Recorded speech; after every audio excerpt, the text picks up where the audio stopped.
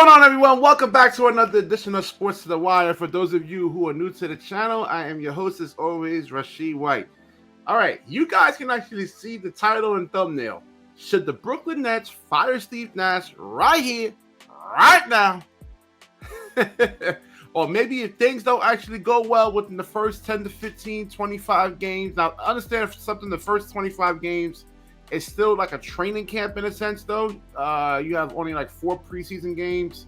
So they might be, it might take some time. You see what the Boston Celtics actually went through last year, and then look where they actually finished. But let's say if there was a overreaction in a sense, though, with the Brooklyn, with, let's say, Joe Tsai and Sean Marks. Udoka's actually sitting out there. I don't believe he actually wants to sit out a whole year. I don't know. I find that really, really hard to believe. He's 45 years old. He's hungry. He wants to make a name for himself. He took the Boston Celtics to the NBA Finals. They were up 2-1. They were about to go up 3-1. And I don't believe that he actually wants to just sit there on the sidelines for one whole year. Now, the Boston Celtics are a great situation, but the Brooklyn Nets, fully healthy, are even definitely a better situation. Just more offense, more defense. Well, I won't say more defense, slightly better defense, but definitely in terms of offensive weaponry. I mean, the Brooklyn Nets absolutely do have it. It's a championship carved in stone if they can actually stay healthy. That's the key thing there. Key thing.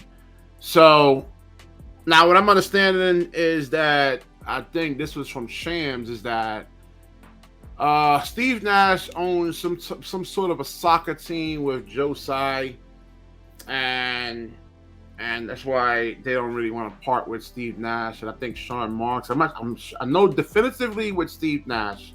I'm not sure about Sean Marks, but this is why Joe Tsai doesn't actually want to fire Steve Nash. But listen, dude, this is business. This is business, and when you do stuff like that, you're making it personal.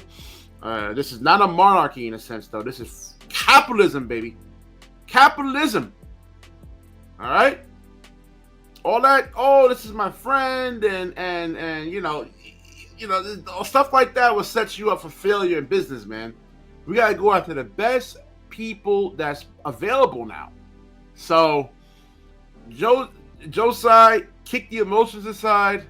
Now, what happened with the Brooklyn Nets last year wasn't Steve Nash's fault. I know everybody wants to blame Nash for lack of adjustments, but I did a whole video breaking it down, but that was like a soft video. But I'm gonna go into like all the nuances in terms of like how coaching works, how teams can make adjustments against you. Just to go into a quick snippet of that, you had Drummond, who can't make free throws. They put him out there on the island, and he can't move his feet. I mean, I was watching some Ja Morant clip against the Philadelphia 76ers when Joel Embiid went out. I mean, and then they just put what's his name, Drummond, in the pick and roll, and just Ja Morant was just burning him, killing him. It was like, man, like 10 possessions on him. Now, Philadelphia won that game, but it was like 10 straight possessions damn near where Drummond got switched on to Ja Morant, and maybe Drummond got one block shot, a block shot out of it towards the end of the game, which actually really does count. But I mean, but again, Ja Morant is a young player. He's still learning the game. I mean, he's still young. He's just 3 years into this. These guys don't really start peaking to like 27 years old, 28 years old. That's when they can kind of put everything all together. I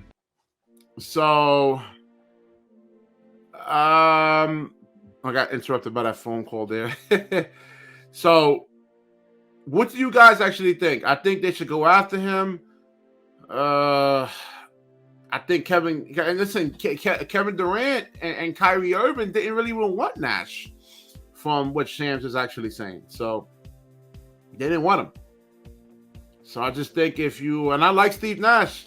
I think he's a high basketball IQ person in a sense, though. You've seen how he actually played.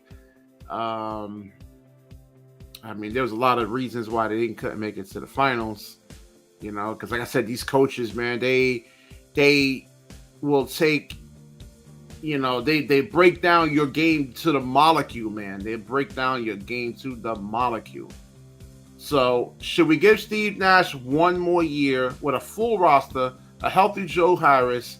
They had the floor spacing. You have a healthy roster over here.